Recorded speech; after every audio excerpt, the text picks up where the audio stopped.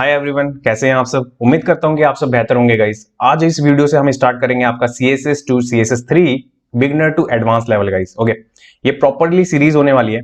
इसके अंदर मैं आपको डेप्थ से और विद एग्जांपल सारी चीजें बताऊंगा। हर एक टॉपिक कवर करेंगे हम, जो इंपॉर्टेंट होता है प्रोफेशनल वेबसाइट में और जो इंटरव्यू में क्वेश्चन पूछे जाते हैं वो तक। ओके, इस वीडियो को स्टार्ट करने से पहले बस एक रिक्वेस्ट होगी गाइस, आप में से जितने भी न्यू यूजर है ना, तो प्लीज मेरे चैनल को सब्सक्राइब कर लें, बेल आइकन को हिट कर लें, जिससे कि सारी वीडियोस की लेटेस्ट नोटिफिकेशन आपको मिल सके। एंड इस सीरीज के साथ ही एक हमारी सीरीज जो चल रही थी पहले HTML की, उसमें भी हम क्या करेंगे कि उसमें जो ऑलरेडी मैंने जो पढ़ा दिया वो, एंड उसमें जो नए नए एलिमेंट्स और टैग जो आगे मैं आपको बताऊंगा इसी सीरीज के साथ, तो वो भी मैं वहां पे आपको कवर करते चलूंगा इस सीरीज में। तो वीडियो पूरी देखिएगा। तो चलिए स्टार्ट करते हैं। सबसे पहले आपको स्क्रीन पे दिख रहा होगा गाइज यहाँ पे कि CSS3 का लोगो है। ओके, एंड उसके नीचे लिखा हुआ है आपका CSS introduction. Okay, and CSS की फुल फॉर्म क्या होती है? CSS की फुल फॉर्म होती है cascading style sheet. Okay, C का मतलब होता है आपका कास्केडिंग, S का मतलब होता है स्टाइल एंड S का मतलब होता है शीट। ओके, तो ये चीज थी इसकी फुल फॉर्म। एंड इसके बाद क्या, इसके बाद नेक्स्ट देखेंगे आप जैसे ही इसमें, तो CSS version history. Okay, version history क्यों? क्योंकि क्या होता है जब भी कोई एक लैंग्वेज लॉन्च होती है ना गाइस, तो पहले उसका फर्स्ट पार्ट होता है। ओके, उसके बाद क्या होता है, उसके अंदर इंप्रूवमेंट आती है, जैसे जैसे बग्स मिलते हैं उसके अंदर, उस बग्स को फिक्स करा जाता है, उसके अंदर फीचर और एड ऑन करा जाता है, तो उसको क्या कहते हैं, हम वर्जन कहते हैं। ओके, कि वर्जन के हिसाब से हिस्ट्री चेंज हो जाती है। क्यों? वो पर ईयर चेंज होती है या कभी कभी आपका टाइम ले लेती है ईयर्स में, तो वो होती है आपकी हिस्ट्री। ओके, तो पहला जो आपकी वर्जन आया था, तो पहला वर्जन कब आया था, वो है आपका, सबसे पहले आप देखेंगे यहाँ पे CSS comes in different versions. Okay, जो CSS है वो आपका डिफरेंट डिफरेंट वर्जन्स में अवेलेबल है। ओके, बट जो करंट चल रहा है वो आप सब जानते हैं, वो CSS3 चल रहा है। ओके, तो सब CSS1 जो आया था वो आप देखेंगे तो CSS1 आया था आपका 1996 में। ओके, बहुत पहले आया था ये। एंड इसके बाद जो सेकंड वर्जन आया था वो आया था आपका CSS 1998 में। ओके, 2 साल का गैप था इसके बीच में। इसके बाद जो अभी CSS3 चल रहा है वो आया था आपका CSS 2011 में। ओके, तो इसके बाद अभी आप सोचेंगे कि CSS4 क्यों नहीं आया इतने दिन से, बट CSS3 के अंदर ही इतनी सारी चीजें आई हैं गाइज, नई से नई, इतने सारे एलिमेंट यूज हुए हैं, इतनी सारी नई नई चीजें आ रही हैं कि वो अभी और उसमें चीजें इनहेंस होती जा रही हैं। ओके, तो बाकी आप क्या है, इसके बाद तो आपने देख लिया कि हमारे 3 आए थे, तो एक आया था 1996 में, एक आया 1998 में, एक आया आपका 2011 में। ओके, इसके बाद नेक्स्ट देखेंगे आप कि वाई लर्न CSS। ओके, क्यों आपको CSS पढ़नी चाहिए? CSS इसलिए आपको पढ़नी चाहिए गाइस क्योंकि जो आपका HTML होता है ना, तो वो होता है आपका स्ट्रक्चर के लिए। ओके, एंड CSS क्या होता है, उसको मॉडिफिकेशन करने के लिए। जब आप किसी भी एलिमेंट या टैग को यूज करते हैं HTML से, तो HTML क्या प्रोवाइड कराता है? HTML हमें प्रोवाइड कराता है कि जो भी इमेज और कंटेंट है वो उसको वेब पे विजिबल कर सके। ओके, बट वो उसको मॉडिफिकेशन नहीं करता, तो उसको हम अच्छा दिखाने के लिए क्या यूज करते हैं? CSS। ओके, और CSS कैसे कैसे यूज कर सकते हैं वो तो हम इस पूरी सीरीज में देखेंगे। एंड इससे पहले क्यों आपको पढ़नी चाहिए वो आप देखिए। इसके बाद आप देखेंगे पहला पॉइंट हमारा स्टाइल द HTML टैग्स, जो कि मैंने अभी आपको जस्ट बताया। ओके, कि स्टाइलिंग करने में हमें इजी होता है। ओके, इसके बाद आप देखेंगे रिस्पॉन्सिव वेबसाइट। ओके, जब आप देखेंगे कि CSS1 थी, CSS2 थी, तब तक आपका कोई रिस्पॉन्सिव से लेना देना नहीं था। ओके, आप सबने नोटिस करा होगा जब आप पहले की वेबसाइट देखते थे, तो जैसा आपका डेस्कटॉप वर्जन होता था वैसा ही आपका मोबाइल वर्जन होता था। Okay, same. बट आजकल आप देखते होंगे कि मोबाइल वर्जन अलग होता है और आपका डेस्कटॉप वर्जन अलग होता है। क्यों? क्योंकि वो रिस्पॉन्सिव से ही बनाई जाती है, और CSS3 है ये चीज हमें प्रोवाइड करती है कि हम उसमें मीडिया क्वेरी के थ्रू हर स्क्रीन, हर टैब के अकॉर्डिंग जो स्क्रीन साइज है उस पर डिफरेंट डिफरेंट हमारी वेबसाइट को शो कर सकते हैं। ओके, इसके बाद नेक्स्ट देखेंगे आप एनिमेशन ऑन वेब पेज। आपने देखा होगा आजकल एनिमेशन का बहुत ट्रेंड चल रहा है। ओके, आपने बहुत सारी एनिमेशन की वेबसाइट्स देखी होंगी, प्लगइन्स देखी होंगी, आपने खुद की मेरी वेबसाइट्स जो मैं वीडियोस बनाता हूं उसमें आपने एनिमेशन देखे हैं।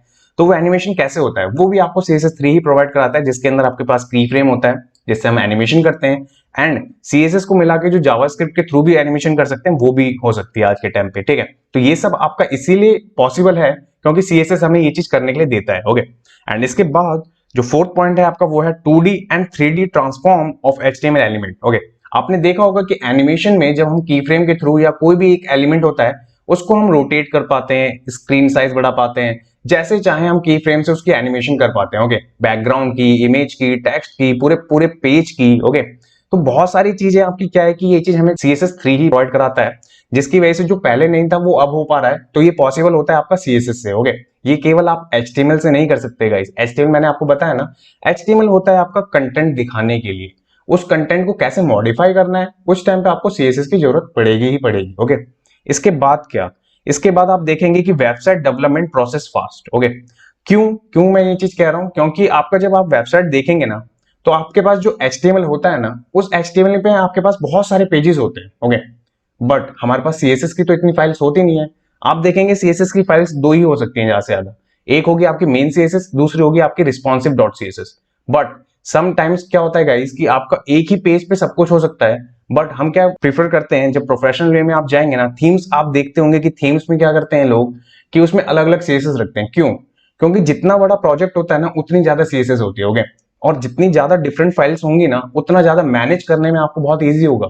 इसलिए क्या हम करते हैं, जब भी आप देखेंगे मेरे पास भी, जब मैं आपको वेबसाइट के मैंने ट्यूटोरियल बनाया था, उसमें भी मैंने क्या यूज करा था, उसमें मैंने आपका यूज करा था, एक थी मेरी थीम डॉट सीएसएस और दूसरी थी मेरी responsive theme dot CSS. Okay, तो मैंने दो फाइल कवर करी थी, एक में मेरा क्या था, प्रॉपरली मोबाइल एंड टैब था, एंड एक में आपका हायर वेरिएंट था जिसमें आपका डेस्कटॉप, रेटिना डिस्प्ले, ये सब। ओके, इसके बाद आप नेक्स्ट देखेंगे ना, तो नेक्स्ट में यहाँ पे एग्जांपल में इस इमेज में आप देखिए, मैं आपको समझा रहा हूं कि HTML कैसा है। HTML आपका स्ट्रक्चर है बॉडी का। ओके, तो इस बॉडी के स्ट्रक्चर को अब आपको अच्छा दिखाना है, तो आप क्या करते हैं कि क्लोथ लेते हैं, उस क्लोथ के बाद आप डिफरेंट डिफरेंट क्लोथ ट्राई करते हैं। ओके, तब जाके आपको कोई एक क्लोथ पसंद आता है और आप उसको कैरी करते हैं, पहनते हैं, तो आपको अच्छा फील होता है। ओके, वैसे ही यहाँ पे भी है वेब में कि जब आप HTML तो बना लेते हैं, बट उसको जब मॉडिफिकेशन और डिजाइन करने की बात आती है ना, तो उसके लिए आपको CSS चाहिए। ओके, जिससे कि हम क्या करें, क्लाइंट और कंपनी को प्रेजेंटेशन दे सकें। ओके, वो हम CSS के थ्रू ही डिजाइन करके दिखा सकते हैं, जिससे कि वो इंप्रूवमेंट दिखती है और यूजर इंटरफेस अच्छा बन सकता है गाइस। ओके, तो आपको इस इमेज में क्लियर हो रहा होगा कि मैं क्या बात कर रहा हूं। ओके, इसके बाद चलते हैं नेक्स्ट में आप देखेंगे यहाँ पे मैंने लिखा है HTML CSS। क्यों? अभी मैंने बताया ना कि HTML की बहुत सारी फाइल्स हो सकती हैं गाइस, बट उसके लिए एक ही CSS फाइल से भी काम कर सकते हैं, तो जिससे क्या होगा, आपका टाइम बचता है। ओके, कि जितना लोड होता है ना आपका, वो लोड कराने का टाइम बचता है, कि आपको हर किसी फाइल के लिए एक अलग CSS लिखने की जरूरत नहीं है। सारी फाइल बनाइए आप, उसको एक ही जगह एक CSS से लिखिए, जिससे कि आपकी वेबसाइट ना बहुत जल्दी लोड हो जाती है गाइस। ओके, एंड इसके बाद अब देखेंगे इसके अंदर हम software requirements. Okay, software requirements में आपको क्या क्या चाहिए, सबसे पहले आप देखेंगे CSS एडिटर। ओके, तो CSS एडिटर होते क्या है वो मैं अभी आपको बताता हूं। एक हमें चाहिए CSS एडिटर। ओके, एंड इसकी बात चाहिए आपका ब्राउजर। तो ब्राउजर आज के टाइम पे आपके पास ऑप्शंस बहुत हैं, जैसे कि आपको पता है कि आप इंटरनेट एक्सप्लोरर में भी चला सकते हैं, क्रोम में भी चला सकते हैं, फायरफॉक्स में चला सकते हैं, ओपरा मिनी में चला सकते हैं, माइक्रोसॉफ्ट का खुद का है आपका माइक्रोसॉफ्ट एज। ओके, इतने सारे ब्राउजर्स हैं हमारे पास, हम इन सब में अपनी कोडिंग कर सकते हैं HTML CSS की। ओके, एंड CSS एडिटर कहां पे आपके कौन कौन से यूज कर सकते हैं आप, वो आप देखेंगे अब नेक्स्ट। तो नेक्स्ट में क्या होता है आपका HTML एडिटर। ओके, इसके अंदर क्या होता है आपका कि इसमें हमारे पास ऑप्शंस होते हैं बहुत सारे। सो आपका जो HTML एडिटर होता है ना, वही आपका CSS में भी वर्क करता है, वही आपका जावास्क्रिप्ट में भी वर्क करता है, और वही आपका अदर लैंग्वेजेस के जितने भी आपके कोड होते हैं, सिंटैक्स होते हैं, उसमें वर्क करता है। ओके, तो सबसे पहले मैं आपको डिटेल में बताता हूँ कौन कौन सा एडिटर को आपको यूज करना चाहिए, उसके बेनिफिट्स क्या है। तो सबसे पहले आपको दिख रहा होगा नोटपैड और नोटपैड प्लस प्लस। ओके, ये नॉर्मल होता है, ये आपका विंडो के साथ आता है, मैक में भी अवेलेबल होता है, या आप डाउनलोड भी कर सकते हैं, इसको इंस्टॉल भी कर सकते हैं अगर आपके सिस्टम में नहीं है गाइस तो। ओके, इसमें क्या होता है, नॉर्मल होती है आपकी कोडिंग, इसमें ज्यादा उतना फंक्शनैलिटी नहीं है आपके पास कि आप बहुत अच्छा दिखा सकें और बहुत अच्छा लगे आपको कोड करने में, बट हाँ बेसिक है, बट आप बेसिक से स्टार्ट करेंगे तभी आप एडवांस पे जाएंगे। ओके, इसके बाद है आपका VS कोड। VS कोड क्या है, आपका प्रोफेशनल लेवल पे यूज होता है, क्योंकि आपने देखा होगा सबसे ज्यादा यूज करने वाला एडिटर है अभी तक। कंपनी में भी आपका क्या है कि प्रेफर यही करती है कि आपको VS कोड दें, क्योंकि ये कोई चॉइस नहीं होती गाइस, इसकी कोई आपको फोर्स नहीं करता कि आपको ये एडिटर यूज करना है या ये करना है, आपकी अपनी चॉइस है, आप जिसमें भी कंफर्टेबल है वो आपको यूज करना चाहिए। जैसे मैं VS कोड यूज करता हूं, आपने देखा होगा मेरी सारी वीडियोस में, मैं VS कोड पे बहुत कंफर्टेबल हूं। ओके, जब मैंने कोडिंग सीखी थी तो नोटपैड और नोटपैड प्लस प्लस पे सीखी थी, एंड उसके बाद मैंने सबलाइन भी करा है। तो इसके बाद आप देखेंगे सबलाइन। ओके, मैंने अभी बताया ना आपको कि मैंने सबलाइन भी किया है। ओके, तो सबलाइन बहुत अच्छा है, जब बिगिनर में आप किसी भी एडिटर को देखना चाहते हैं ना, तो नोटपैड को करने के बाद आप वो सबलाइन पे करें। क्यों?